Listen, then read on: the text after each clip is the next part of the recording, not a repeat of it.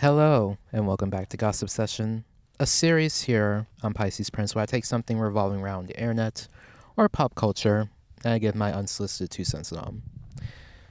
This is something that popped into my mind a few weeks ago, and surprisingly, I had a lot of thoughts on it. And it's about a celebrity couple, a particular couple that doesn't really get a lot of coverage. When they broke up, everybody kind of just slept on this. But it's pretty interesting. This couple is pretty interesting. The couple I'm talking about is Emma Chamberlain and Tucker Pillsbury, or also known as his stage name, Role Model. They're a very interesting couple. I mean, they were together for 3 years, and I've only started really getting into the Emma Chamberlain lore within late 2023. But if you don't know who Emma Chamberlain is a famous YouTuber, businesswoman, and podcaster who started YouTube at the age of 16 and moved to LA to continue her career and became more popular when she teamed up with James Charles and the Dolan twins and created the Sister Squad, which was the most famous, it was a huge thing in 2018 in YouTube. She built a successful YouTube career that has over 1 billion views in total over the span of being on the internet for 7 years. She later launched Chamberlain Coffee, her coffee company in 2019, and then started her podcast Stupid Genius in that same year, but then scrapped it and then re-released another new podcast called Anything Goes in 2020 and now has an exclusive deal with Spotify since 2023. She took a break from YouTube in the last 3 years, but as of late 2023, made a huge return with the video titled "Are You Mad at Me?" and then following up in the last few months of last year of 2024, the Met Gala, stories from her childhood, and then uploaded a video from Miami to New York, Fashion Week in Paris, the Olympics, her vacation south of France, and then as of recent of 2 months ago, cleaning out her closet. So, needless to say, at the time of this recording, she's making a huge return to YouTube, but it's coming in a more artistic, more casual way. It's not really her main thing. What she is focusing now is her coffee company and Anything Goes. And I mostly listen to Anything Goes because that's kind of how I started pay more attention to Emma Chamberlain in the last 2 years, was listening to her podcast because it was on my Spotify watch list for a minute. But yeah, that's kind of how I got more into it. Now moving on to Tucker, Role Model, aka Tucker Pillsbury, is a singer and songwriter and a former rapper. He got interested in music when he was in college and knew some people who were involved in music, according to Emma. And some roommates left a bunch of equipment and played with it and sparked a huge interest in music. And in 2017, he self-released his debut AP, Arizona Play, and gained an online following and was signed to Interscope Records, a company or a record company that has people like Billie Eilish, Olivia Rodrigo, to name a few. Mac Miller also invited him to LA to work for them together, who the singer often describes as a huge inspiration. He often plays his songs on acoustic guitar, and the music is often described as pop and bedroom pop. Most of the themes of role model songs center around mental health, sex, and relationships.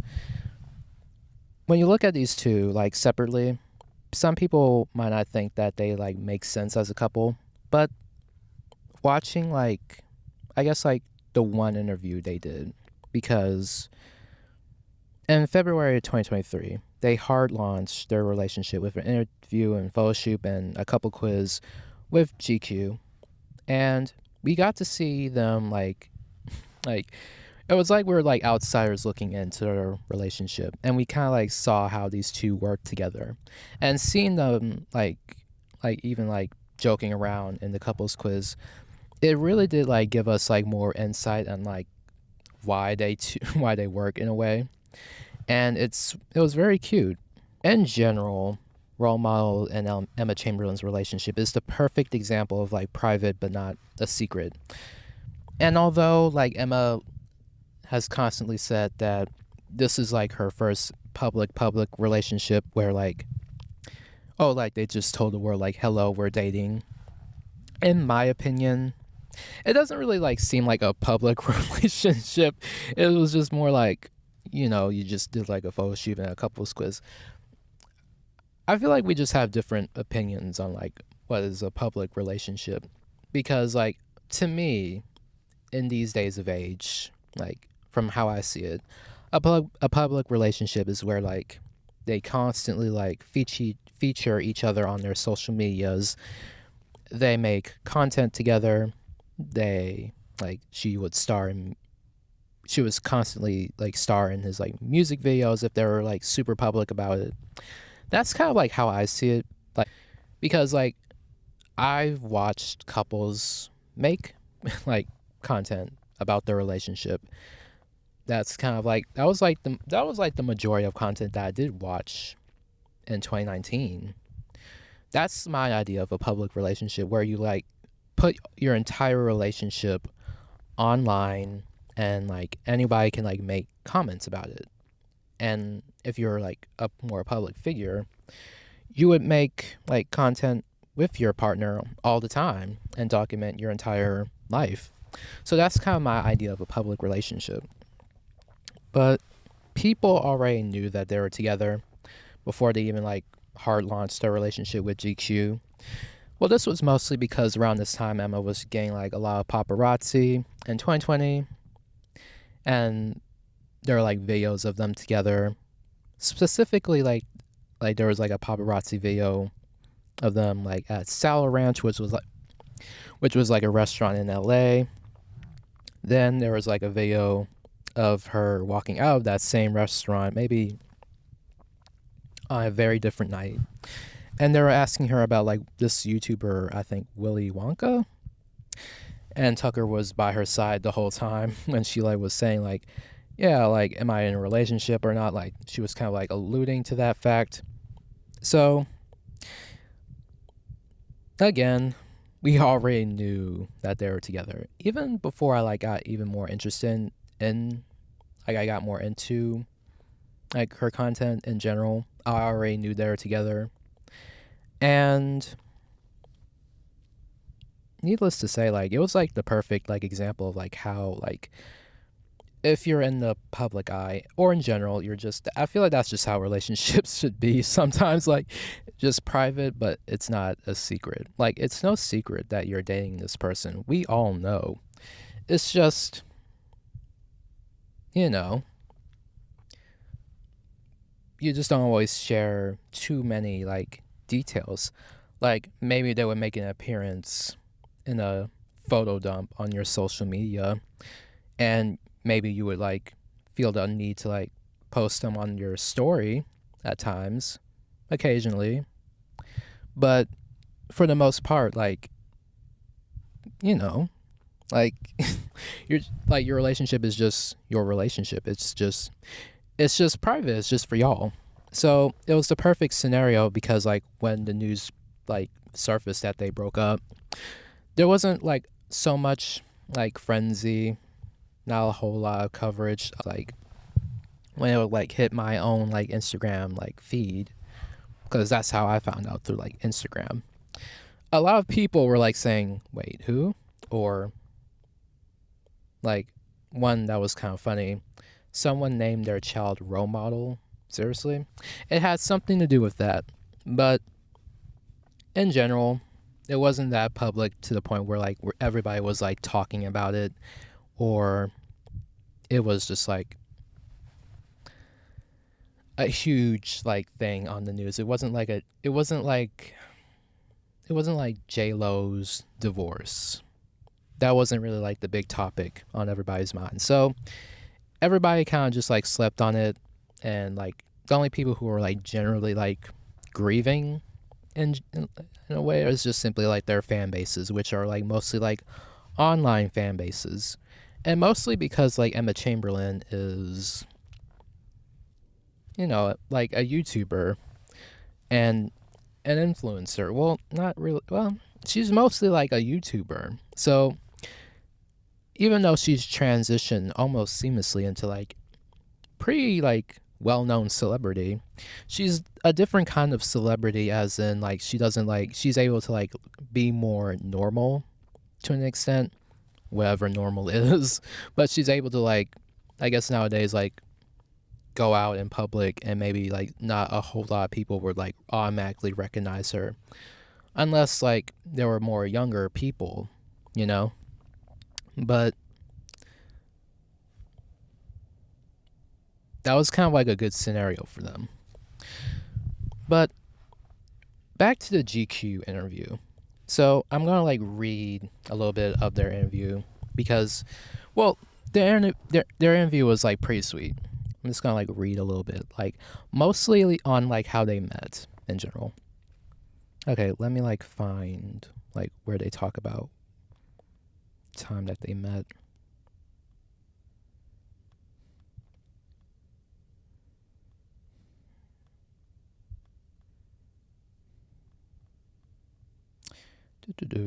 All right.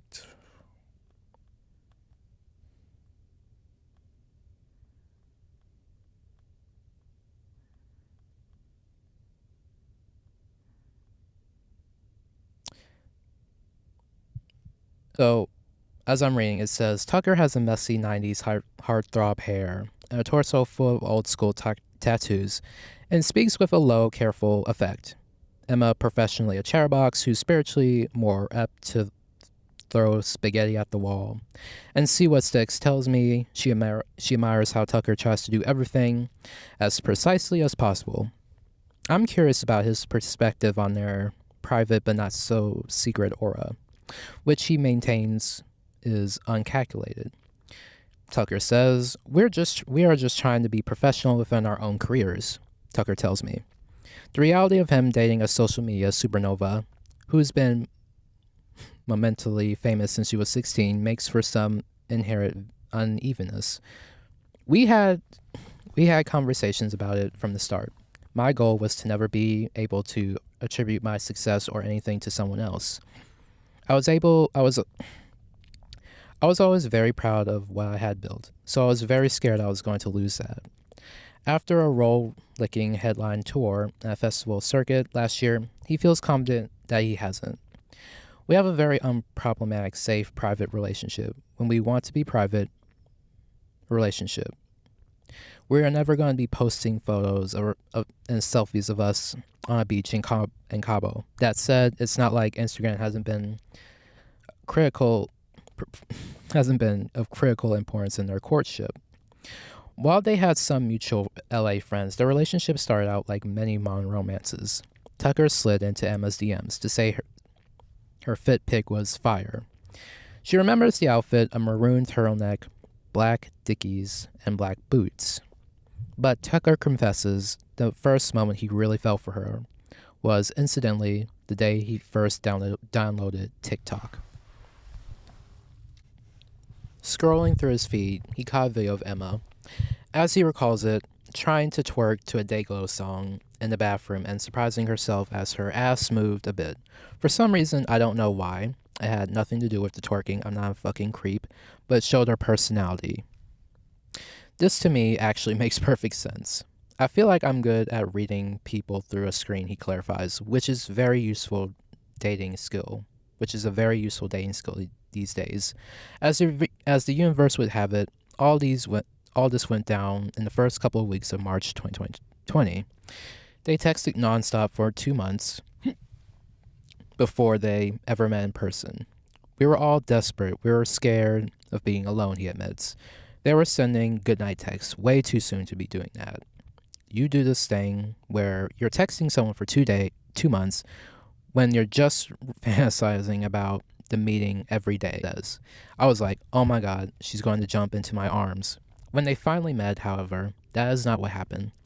They agreed to hang out at her place, A nervous Tucker showed up on her doorstep carrying an armful of pizza from Crossroads Kitchen, the celeb favorite LA vegan restaurant of which the drummer Travis Baker is an investor. Then she opened the door and just sort of let him in. I had pizza boxes, he says, so I couldn't even touch her. A bad omen. They ate their slices sitting on opposite sides of the couch. I couldn't speak because I was shaking. I didn't want to be near him because I was like, he'll see that I'm shaking, so I had to be far away. Afterwards, they played Fortnite. They did not kiss. It was a mess. I sagged myself out because we've been talking for so long, she continues. Like, what if I disappoint him? What if he doesn't like me in person? What if I'm cringe? What if I'm weird? What if I'm ugly? What if I smell? In hindsight, she realizes that they texted every day for months. They never once spoke on the phone. Very interesting. Very interesting. I thought we were never going to talk again. Tucker laughs. I almost cried on the way home. In my head, I was like, I fucked that up. We're done. I got to move on. A few days later, he mentions Emma mercifully phoned a friend who messaged him to come to a group hangout. We had literally had to hang out in a party setting once, and then we were good. He says, though things weren't smooth sailing yet. This is also Tucker's first relationship. Oh.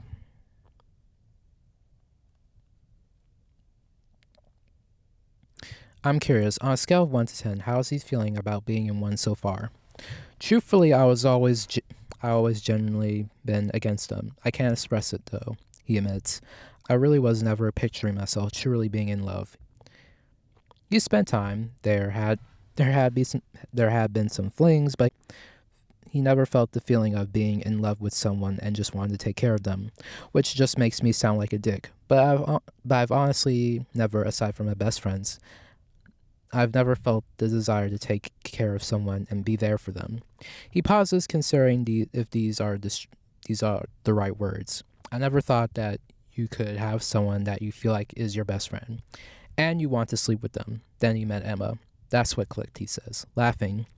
It's like having a best friend that you can make out with. And I can't do that with my guys back home because they won't let me.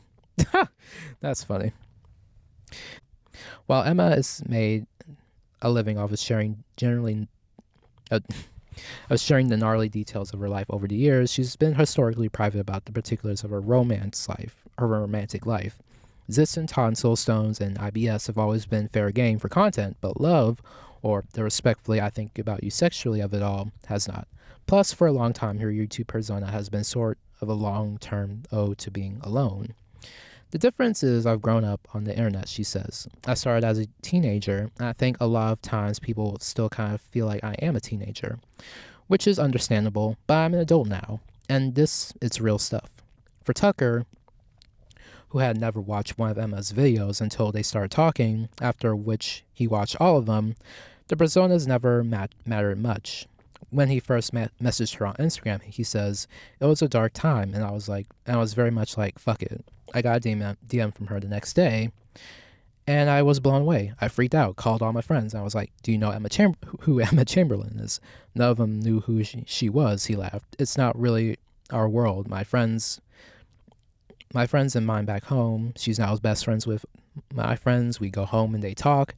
They ask her for girl advice and everything. It's beautiful. It's like everything I ever wanted. And that kind of like ends the GQ like magazine. So later on in 2023, it was announced that they broke up in October. And a lot of people kind of like was wondering like what went on. And also, well, mainly because like it just felt like so like surprising because like they did like a nice little like interview with GQ, like a very cute photo shoot, the couples quiz. It was like everything just seemed like it was going fine. So when news broke out that they broke up, it was like it kind of like took their fans and like it made like their fans do a double take. Like, wait, what? Like we thought everything was fine, but like I guess not enough to like stay together. However, it's 2025 now. It's getting close to 2 years since they ended things. And within that time period, I feel like we now gotten the gist of why they broke up in the first place. So I'm gonna share with you like the gist of like what happened through what they've said in general on why they broke up in the first place. Exhibit A, anything goes. Emma, within this period of time, like from a late, but from like December 2023 up until now, has in a way kind of like given us like the gist from her side on like what went on, like why they broke up in the first place, without actually having to like say explicitly like making a whole episode on like why we broke up. It was kind of like split into like many like different like aspects or many different topics in podcast episodes within the last year because they've been on her mind lately. And also she kind of like brought it up because it coincided with like with the topics she was talking about. So in general, there have been some episodes from Anything Goes that give some insight onto why they broke up in the first place. One of the biggest reasons, however, is she has a history of being attracted to guys who are emotionally unavailable. This is mostly said in her episode, It's Okay to Change Your Mind, where she talks about overlooking certain non negotiables in a guy because she quickly comes to the conclusion of wanting to marry them. And this is kind of like an understandable like trait. I guess when you're like a huge romantic, you kind of like come to the conclusion very quickly with almost every person that you date, almost early on in a relationship, that this is the person that you're going to marry. I can relate to that to an extent. I wouldn't say I ever like came to the conclusion I want to marry somebody, but I've always like when I had crushes on people, I kind of like jumped to the conclusion of like I want to be with them for a long time, like, or I kind of like jumped on the quick conclusion of like this is my soulmate, and like I was also wrong too. So I get what she was saying with that too. And her other episode, Can Celebrities Find True Love, she kind of like maybe like alluded to some problems after the GQ like interview where like Tucker wanting buzz over their relationship, and maybe even like it sped the process of them breaking up more quickly. And then in our episode Emotional Crutches, she talks about like being attracted to emotionally avoidant boys, which is kind of like the same as like emotionally unavailable, but she like brought it up again. And what's different about like this like a new detail that she added with this is because the new detail that she added is that she often felt like she couldn't be herself with her exes in the past, but she could be just simply talking about anybody. And I don't think it really relates to Tucker that much because in the GQ interview, she felt comfortable with Tucker enough to even like. So I don't really think that like that one applies because she felt pretty comfortable with Tucker, and she also said that she only felt that way with one person. And some people could say like it was with Tucker, or it could be with this new guy that she's dating. It could also allude to another ex because like in mid 2019, Emma dated a TikToker named Aaron Hole for about like 5 months. I think that's what he said. And then broke up afterwards. And then in March of 2020, Tucker slid it into Aaron's DMs. And then Aaron later confirmed in August when he uploaded a YouTube video explaining like why they broke up in the first place, because like there was drama going around, like him kissing a girl at a party. And then there was like drama of him like calling Emma Chamberlain annoying in a Twitch stream, and it became a whole thing. So she might be talking about either Aaron or Ethan. That could be like, I'm guessing it was like either of them in general. But Tucker also like went on the Zach Sang's show and like talked briefly about like what caused their breakup in the first place. So we're gonna like listen to that interview real quick. Looking back, what were the signs that you missed? The signs? Yeah. The writing on the wall. Right.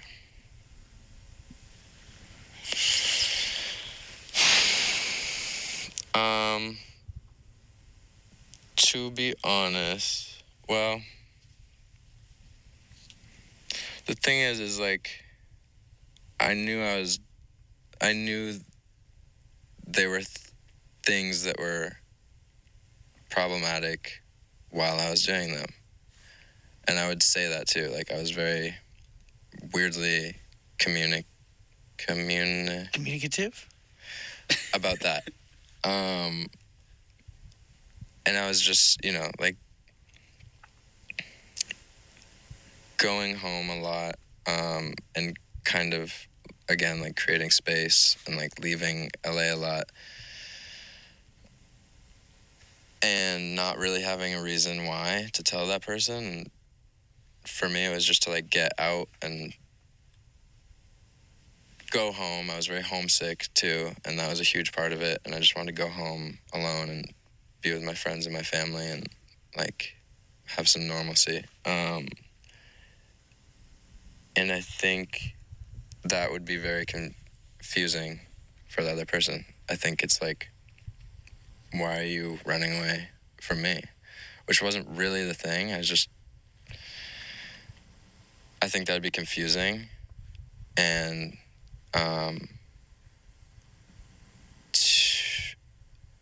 yeah.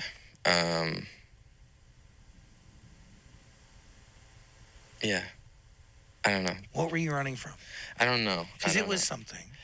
Well, it may not have been her. And by the way, homesickness makes sense. That's the biggest thing. Like, that was the trajectory for, like, that was, like, the spark for everything. Like, in the beginning of last summer, I guess, like, probably late spring, I just became, like, the most homesick. I don't know what it was. I became the most homesick in my life. And I was having this weird quarter-life crisis, maybe, type of thing, where I was just questioning everything in my life. Like, why? Like, I don't identify with Los Angeles. I don't really love it here. And whenever I leave, I'm 10 times happier. What am I doing wasting my life sitting in a room all day and, like, literally doing nothing truth to outside of the studio? And all that can be true and still be in love with somebody. Yes, exactly. Like, and then I think that just started to bleed into a relationship. But, like, and then going home a lot and just, like, feeling us starting to, like, pull apart from each other a little bit. And you could just, like, have that horrible feeling of, like, knowing something is dying and grieving it before it's gone. And that was when I started rewriting the album, because artists are annoying and they have to have tragedy to write an album, and it's disgusting. So you had a project ready to go? Well, I had a whole other thing, and then we scrapped it, and I was like, this is the first time that, like, songs have been, like, pouring out. Yeah, I think this is the best album you've ever made, dude. Thank you so much. For sure. Yeah, it's spectacular. It's great. Yeah. Thank you. And I think it's a big step up in maturity. Something about my little quarter-life crisis, I feel like, matured me a few years in, like, a couple months. So is there a blessing in the breakup? Of course. I think so. There's tons. Like, music aside from it, I mean, we got an album out of it. I hate that I said that. But I think music aside, like,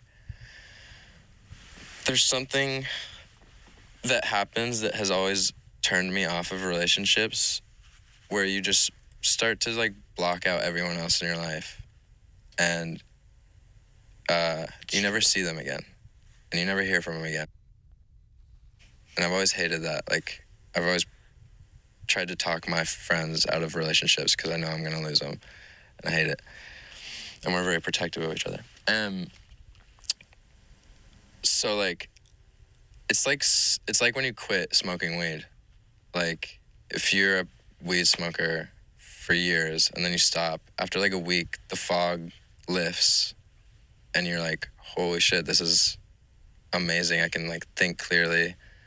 I feel like a kid again. Like I feel like my old self, and it's kind of the same thing when you go through a breakup. I feel like you leave it just being like, holy shit, I kicked all these people out of my life. I haven't been communicating. I haven't been social. And I came out of it with like no friends aside from my ones from home who I couldn't really like get to when I needed to. Okay, I'm just gonna stop it right here. The gist of it being like she was feeling very homesick. He was going through sort of like a core life crisis, what he just said just now. And also, he was just getting very sick and tired of LA. This led to him kind of like, in a way, like Emma said, being emotionally unavailable. But he was being unintentionally emotionally unavailable, which kind of like caused a lot of like Emma's own like personal attachments to like kind of like it kind of like triggered some not so good attachment styles. So in a way, they drifted apart because of that, and that's very unfortunate. And then one person kind of like summed it up best in a comment section, saying like he wanted friends and family, he saw her as neither. I don't think it's that, but I felt like maybe he felt like he didn't want to burden her with those things. It's understandable, really, on both sides. If someone is going through something and then they're not really like including you in, kind of like, and this is going on for months, and that could have been like, a fix if they like communicated, then it might be kind of like a loss of trust. So maybe that's one of the reasons like why they just didn't really work out like in the end. But when you see them together, like they seem like a good fit, like they make sense. Nowadays Emma is now dating someone new, according to Role Model, and then like many other like sources. We have another singer that she's dating. His name is Pierre McPolin. He's also a singer-songwriter. He's signed to Columbia Records, and in 2023 came out with a debut album called Piggy. He's got interested in music when he was 14 and lived in Texas with parents who were very into music. In 2020, he released a single, Romeo and Juliet, which gained 1 million views on TikTok and gave him more of a following.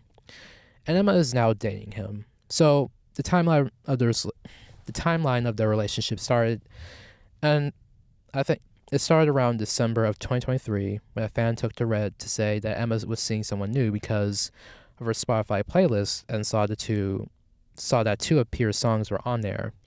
Pierre was also following her dad and her best friend Owen Thiel, who were also following him. The two, I feel like, this is just my own personal guess, but the two probably made their relationship more official close to like May in 2024, when he accompanied her to the Met Gala and even like helped with filming it and was partially credited, and did the same thing when he went to the Olympics in Paris with her, which they were also snapped.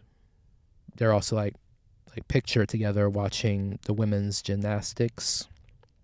I remember like seeing that picture, and I already like knew that they were together, but like it was kind of like confirming what I already knew already.